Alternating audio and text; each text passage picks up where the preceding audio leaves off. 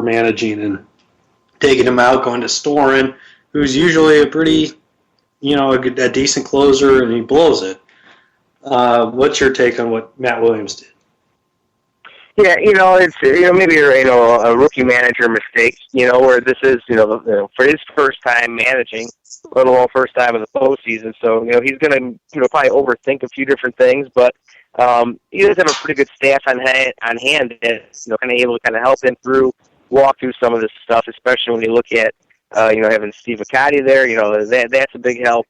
So it was interesting. I wouldn't necessarily blamed him for going, to Storin there. Storin's done a great job, especially since he's picked up, all the slack pretty much in the closer role since Soriano's gone down. And so, Soriano kind of ended up blowing up towards the end of the year, and he came in pretty strong, and was able to kind of help them, maintain that huge lead that they ended up building up over Atlanta.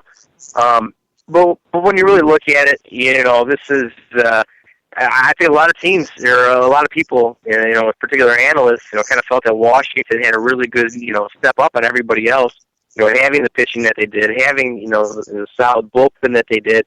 And, it was just kind of unfortunate the way things have panned out for them so far, knowing that they had such a great, 1-2 punch there. And then now, the good thing for them is knowing that they'll be able to go to, Doug Fister against Madison Bumgarner here.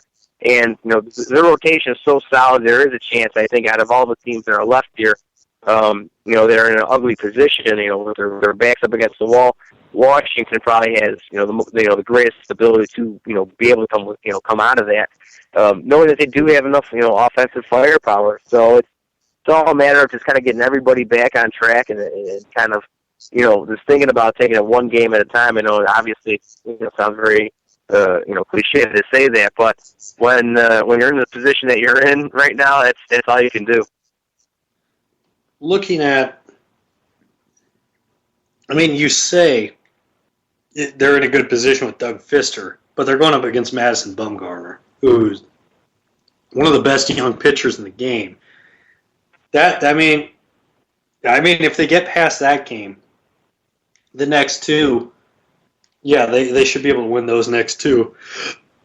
But what are their chances of getting past that next one? Is that, you can't feel 100% confident, especially the way he's pitching in Pittsburgh. Right. Well, you got to think, dude, they have 4 hitters, this season that, they had at least 80 RBI. When you look at, having Denard Span there, and, he's out there to prove himself, that he's worthy of getting that big contract. And then you also have Jason Work, who's pretty much stepped up, just every chance that he's had, even considering the fact that he's been injured for most part of the season. He still battled through all that. You ended up getting Bryce Harper back, and, and he's finally, it looks like maybe he's finding the groove. Got really hot in August and September, ended up hitting 10 home runs. And he's only 21 years old, so, that's, I think, kind of hard for a lot of people to imagine, just knowing how long you've been hearing his name. So, Rendon, he's done a great job, so there's a variety of hitters there, that are capable of getting to a guy. And even though Baumgartner's been there, done that, and has been dominant, it's just one of those things, man. It's the postseason, so you kind of live up to whatever kind of extra oomph these guys are going to be able to get out of it. It's going to be tough on the road, but like I said, I do feel that with the strong offense that Washington has, I wouldn't be surprised. Even if it is just 1 or 2 runs, it is something where Doug Fister can hold them to that. Doug Fister's probably been actually one of the better pitchers on Washington's staff this year, even though you did have Strasburg did kind of establish himself more so as the ace. For the first time, pitching as high as he has, and he actually got better once he got off the mark where he got cut off in 2012 when they headed to the postseason. So, when you really look at it, seeing what a great season Fister's had, he can shut down that San Fran lineup, relatively easily. And if Washington's able to manage 1 or 2 runs, get past them, and then once they get onto games, 4 and 5, they got a pretty good chance of winning them. Dodgers, Cardinals. You got the battle of being gritty and smart with your money and, kind of grinding everything out. And then you got spending as much money as possible on the dumbest possible people as you possibly can. What is your take on this Dodge? I mean, it's the battle of, polar opposites and polar opposite fans. I mean, the players that I've coached that are Cardinals fans tend to be my smartest players and my most gritty players. The ones that are Dodgers/Yankees fans tend to be the dumber players, to put it nicely. What's your take on this series so far as Cardinals, Dodgers? Kershaw blows it, and then, Matt Carpenter's been the hero in the, both games. What's your take on this series so far? Man, why don't you tell us how you really feel, Bob? I mean, I don't know. I think when you look at the Dodgers, Clayton Kershaw is a really intelligent guy. So is Zach Greinke. They got a variety of guys that are pretty smart. Okay. Let me stop you right there. I'm not saying the players on the Dodgers are dumb. At least not the pitchers. I'm saying the people that root for the Dodgers are dumb. That's even worse. They always ripping on the fans, man. God, how does anybody listen to your show and all you do is pick on them, Bob? Yeah, I know. Yeah, no, that's all right. You sound like one of the. If you want to let me rip on you, I don't know if you heard about what the mayor his open letter regarding how St. Louis baseball is so much better than everything else, and kind of gave a little dig at Chicago there. I don't know, man. You better watch out for the Cubs. They're coming soon here. They're building up that offensive core, and they're going to start spending some money here. So once they start spending some money, get that new TV deal, that Dodger deal. I don't expect Theo and Jed to spend foolishly. They're going to go out there and get some big names, spend smart, keep doing what they're doing. But the Dodgers, in terms of what they've been able to do, I think Yasiel Puig, he's ended up turning out great for them. D. Gordon finally find a spot for him. I think you're probably going to see Andre Ethier. He kind of seems, appear to be the odd man out. With Matt Kemp finally finding his groove. Hanley Ramirez, he's probably on his way out with all the injury problems he's had. But, I mean, when you do look at all the big names that they have, they've been a really solid team all year round where, their offense has finally, been able to find their offensive stride. They ended up having, two guys over 400, and then, I think it was, 5 guys that were batting over 300 in August and September, and then you see Carl Crawford, he finally got hot and, eventually turning into, maybe not necessarily having the speed, but, kind of more of the player they were expecting to get. So, sure, might be, kind of foolish and a lot of money, but when you really look at it, they have been at least able to, put together, a relatively good team this year. And so we'll see what happens come this offseason when they make a couple of changes. But, it's going to be tough. I mean, they do have the bats to kind of, dig themselves out of this hole, but St. Louis, now it's kind of coming to that point where they're, a little bit shakier in their rotation. They're going to end up going to Shelby Miller, and we'll kind of see how that all goes. But it will be interesting, that's for sure. Johnny, 2 things before I let you go. Tell me who is going to match up in the World Series. Second, tell me where we can find you on the Twitter and the Instagram, which is always entertaining, and the internets, as they call it. Yes.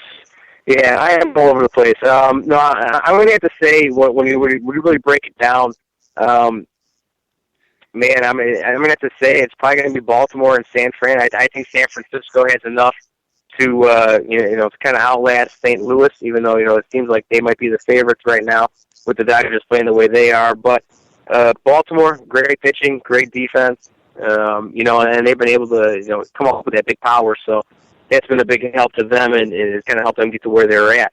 I think, in the long run, they'll be able to outlast Kansas City just because they're more of a steady team and kind of have everything, pretty steady. So I'll say my World Series winner for our next talk here, but you can find me at MALIORIS on Twitter. You can also find me at Cubs Clock, which will be my new website that will be coming out relatively soon. CubsClock.com. Otherwise, you can find me. I have a pretty good episode of me and Ghostbusters 3 on YouTube. Check out Strangely Educational. You can see me do some of my acting, maybe not even necessarily acting. It's kind of just one of the shows I host. It's like a Jackass meets Dirty Jobs. And so, yeah, no, I'm working on all sorts of things, and I'll be definitely sure to keep everybody updated on where I'm at and what I'm doing and all my fun stuff. Awesome, Johnny. Well, I appreciate you coming on. We'll definitely talk again next week. Some MLB and all that good stuff. And, have a good week. I missed the coffee talks. The coffee talks. Yeah, we'll get those going. We'll get coffee talks going. Maybe we'll get a minute with Dolores here relatively soon, maybe next time around, all right? All right, sounds good, buddy. I'll talk to you soon. All right. Thank you much. Be good.